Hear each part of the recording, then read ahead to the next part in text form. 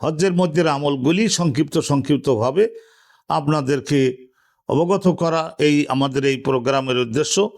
এখানে হজরতে ইমামে বুখারী রহমাতুল্লাহ আলাইহি উনি প্রতিষ্ঠিত করছেন এই মতটা যে হজ বাস্তবায়ন করা যারা তৌফিকবান, সক্ষম, রাস্তার নিরাপত্তা আছে, অন্য সমস্ত শর্তাদি পরিপূর্ণ আছে, তার এরপরে যদি কোনো একজন ইমানদার পুরুষ বা মহিলা হজ্জের আমলটা, এইটা যে ফরজ আমল তার জীবনে, এই ফরজ আমলটা, এটা যে ফরজ, এইটা তিনি প্রতিষ্ঠিত করবার জন্য সচেষ্ট হয়েছেন। আর এই হজটা যারা করবেন তাদের জন্য আল্লাহর পক্ষ থেকে কি বাড়তি মর্যাদা দেয়া হবে জগতে এবং পরকালে।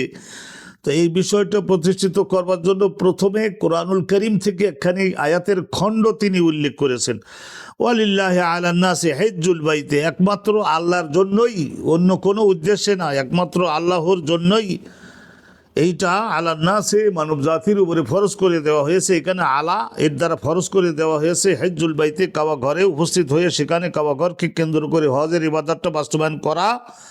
আল্লাহ বলছেন মান ইসতাতা ইলাইহি সাবিলা, সেই পর্যন্ত, কাবা ঘর পর্যন্ত, ওই যে বাইত পর্যন্ত, ঘর পর্যন্ত পৌঁছানোর জন্য আর্থিক, দৈহিক, রাস্তাঘাট, সকল প্রয়োজনীয় বিষয়াদি অর্জন যারা করেছেন, সক্ষমতা যাদের আছে তাদের জন্য এইটাকে আল্লাহ ফরজ করেছেন। নবী করিম সাল্লাল্লাহু আলাইহি ওয়াসাল্লাম এই সব কিছুর ব্যাখ্যা দিয়েছেন। আমরা ব্যাখ্যা পরবর্তীতে জানবো। ওমান কাফারা ফা ইন্নাল্লাহা গানিয়্যুন আনিল আলামিন। আল্লাহ রাব্বুল আলামিন বলতে পারতেন যে ওমান লাম ইয়াহুজ্জা, যদি কোনো ইমানদার পুরুষ নারী হজ না করে, কিন্তু আল্লাহ বলছেন ওমান কাফারা, যদি আমার এই বিধান নির্দেশ কোনো একজন ব্যক্তি সক্ষমতা থাকা সত্ত্বেও যদি অবিশ্বাস করে, ফা ইন্নাল্লাহা গানিয়্যুন আনিল আলামিন, তাহলে তাদেরকে জেনে রাখতে হবে যে নিশ্চয়ই আল্লাহ পাক রব্বুল আলামিন চির অভাবমুক্ত। আল্লাহ রাব্বুল আলামিন কোনো নির্ভরশীল না। এই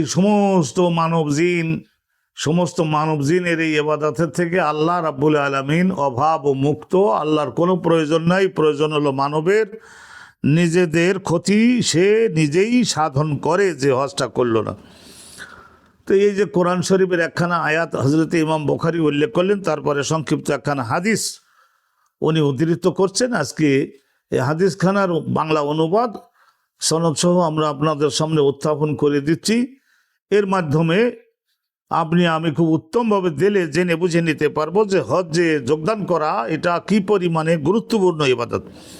ইমাম বুখারী রহমাতুল্লাহ আলাইহির শিক্ষক আব্দুল্লাহ ইবনে ইউসুফ হাদাসনা আব্দুল্লাহ ইবনে ইউসুফ ক্বালা আখবারানা মালিকুন আল ইমাম আন ইবনে শিহাব আজ-জুহরি আন সুলাইমান ইবনে ইয়াসার আন আব্দুল্লাহ ইবনে আব্বাস।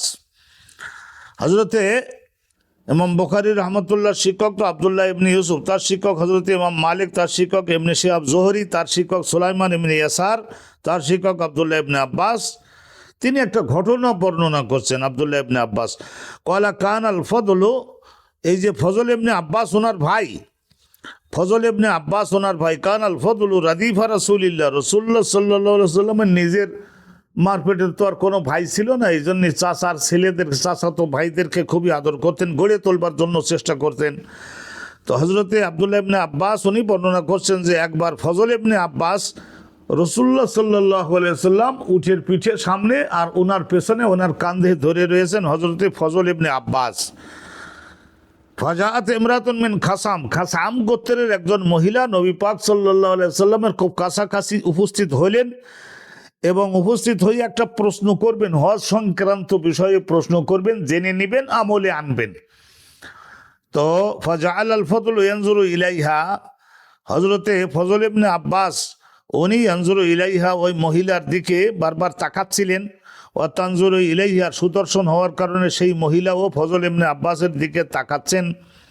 উনি একটা সম্মানিত বংশের বিয়ের যোগ্য ছেলে, আর দ্বিতীয়ত হলো অসাধারণ সুদর্শন, মহিলাও তাকাচ্ছেন আর ফজল ইবনে আব্বাসও তাকাচ্ছেন। ওয়াজা আলান নবীউ ইয়াসরিফু ওয়াজহাল ফদলে ইলা শাক্কিল আখার, আর নবী করিম সাল্লাল্লাহু আলাইহি ওয়াসাল্লাম ওই সময় ঘুরাইয়ে দিচ্ছিলেন, ফজল ইবনে আব্বাসের মুখটাকে ঘুরাই দিতেছেন যে ওই দিকে তাকাই থাকো, ওই দিকে তাকাইয়ে থাকো, তোমার মুখটাকে অন্যদিকে ঘোরাও। ওয়াজা আলান নবীউ ইয়াসরিফু ওয়াজহাল ফদলে ইলা শাক্কিল আখার, অন্যদিকে, যাতে করে ওই মহিলাকে উনিও না দেখেন আর মহিলা ওনার মুখমণ্ডল যাতে না দেখতে পারে। তো যাই হোক, এই এটা রসুল্লাহ শিক্ষা দিলেন। অতবার এই খাসাম গোত্রের এই মহিলাটা জিজ্ঞাসা করলেন, ইয়া রাসূলুল্লাহ, ইন্না ফরিদাতাল্লাহি আলা ইবাদিহি ফিল হজ, আল্লাহ পাক রব্বুল আলামিন তো আল্লাহ নিজের সক্ষম বান্দাদের উপরে ফরজ করে দিয়েছেন এই হজ বাস্তবায়ন করাটা। এই যে ফরজ, ইন্না ফরিদাতাল্লাহ, আল্লাহ রব্বুল আলামিনের ফরজ করে দেওয়া এই আমলটা, আদরাকাত আবি শাইখান কাবীরান, আমার বাপের উপরে, আমি যা মশলা শিখলাম জানলাম তাতে দেখলাম যে আমার বাপের উপরে এই ফরজটা চেপে বসেছে, আমার বাপকে ধরে ফেলেছে, আদরাকাত ফরজ হয়ে গিয়েছে আমার পিতার উপরে, শাইখান কাবীরান, উনি এখন মারাত্মকভাবে বৃদ্ধ, লা ইয়াসবুতু আলার রাহেলা, এখন উনি নিজে দৈহিক সক্ষমতার বলে বলিয়ান হয়ে একটা উটের পিঠে বা ঘোড়ার পিঠে আরোহণ করে বসে থাকতে সক্ষম না। তাইলে এই পরিস্থিতিতে এখন আমার করণীয় কি, আমার বাপের করণীয় কি? আফা আহুজ্জানহু, আমি আমার বাপের পক্ষ থেকে কি হজ্জে বদল করতে পারবো? আমি কি হজ্জে বদল করতে পারবো আমার বাপের পক্ষ থেকে? ক্বালা নাআম, নবী করিম সাল্লাল্লাহু আলাইহি ওয়াসাল্লাম শুধু মাসালা দিলেন, যেহেতু হজ্জের ময়দানে তখন সময় এসে গেছেন এবং হজের মাঠে উপস্থিত হয়েছেন, তো উনি শুধু রসুল্লাহ শুধু মাসালাটা এই দিয়ে দিলেন যা হজ্জে বদল করতে পারবেন। তো এবার তো আপনি নিজের হজটা করতে আসছেন, নিজের হজটা আগে করুন, তারপরে আগামী বছর আল্লাহ রহমত হলে আপনার বাপের পক্ষ থেকে আপনি হজ্জে বদলটা করে দিতে পারবেন। রাসূলুল্লাহ বলেন, হ্যাঁ হজ্জে বদল করা যাবে, ওয়াজালিকা ফি হজ্জাতিল ওয়াদা। আর নবী করিম সাল্লাল্লাহু আলাইহি ওয়াসাল্লাম জীবনে একটাই মাত্র হজ করেছিলেন, সেটা হলো 10ম হিজরিতে জিলহজ মাসে, নিশ্চয়ই জিলকদ মাসের, এই যে জিলকদ মাসের 5 তারিখে নবী, জিলকদ মাসের 25 তারিখে নবী পাক মদিনার থেকে রওনা দিয়েছিলেন। এই 25, 26, 27, 28, 29, 30 আর ওই পর জিলহজ মাসের মধ্যে ওখান থেকে 8 তারিখে তো হজ শুরু হয়, তাহলে ওখানে 7 আর 5 যে কয়েকদিনের মধ্যে মক্কায় পৌঁছে গেছিলেন। ওয়াজালিকা ফি হজ্জাতুল ওয়াদা, এই যে ঘটনাটা সম্পর্কে আব্দুল্লাহ বিন আব্বাস বর্ণনা করলেন, এটা বিদায় হজের ঘটনা। ওইবারে তো নিশ্চয়ই ওই মহিলাকে কি করতে হবে, তার নিজের হজ, তিনি গিয়েছেন নিজের হজ আগে করতে হবে, পরবর্তীতে আল্লাহ রসুলের বলে দেওয়া পদ্ধতি অনুপাতে তার পিতার পক্ষ থেকে হজ্জে বদলটা বাস্তবায়ন করতে পারবেন। আলহামদুলিল্লাহ, এটা এমন একটা মহাগুরুত্বপূর্ণ ইবাদত যে একজন ব্যক্তি দৈহিকভাবে সক্ষম হলে, আর্থিকভাবে সক্ষম হলে, রাস্তাঘাটে নিরাপত্তা থাকলে, প্রাপ্তবয়স্ক হলে এবং সকল শর্তসমূহ যদি বিদ্যমান পাওয়া যায়, একজন মহিলার বেলায় একজন মাহরাম, একজন গার্জিয়ান যদি পাওয়া যায়, আলহামদুলিল্লাহ ব্যবস্থা হয়, তাইলে তাদেরকে হজ করতে হবে। এবং মক্কা মুকাররমায় গিয়ে সেখানে আল্লাহ রাব্বুল আলামিন এই মক্কা মুকাররমা কাবাঘরকে কেন্দ্র করে মানব জাতির জন্য যে সমস্ত শিক্ষা অবতীর্ণ করেছেন, সেই শিক্ষাসমূহ এগুলি অবগত হতে হবে এবং প্র্যাকটিসের মধ্যে আনতে হবে।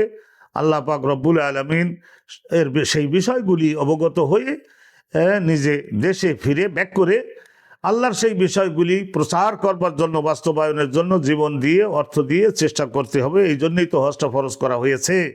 আল্লাহ পাক রব্বুল আলামিন এবছর যাদের হজ্জের সৌভাগ্য নসিব করেছেন তারা তো হজ্জে যাচ্ছেন, আর যারা আমরা এখনও যেতে পারছি না, এই বছর তাদেরকে সামনের বারে বা তার পরের বারে আলহামদুলিল্লাহ আমাদেরকে সচেষ্ট থাকতে হবে হজ্জের এই মহা গুরুত্বপূর্ণ ইবাদতে যোগদানের জন্য।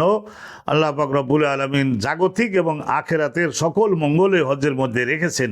বারাকাল্লাহু লানা ওয়া লাকুম ফিল কোরআনিল আযীম। আসসালামু আলাইকুম ওয়া রাহমাতুল্লাহি ওয়া বারাকাতুহু।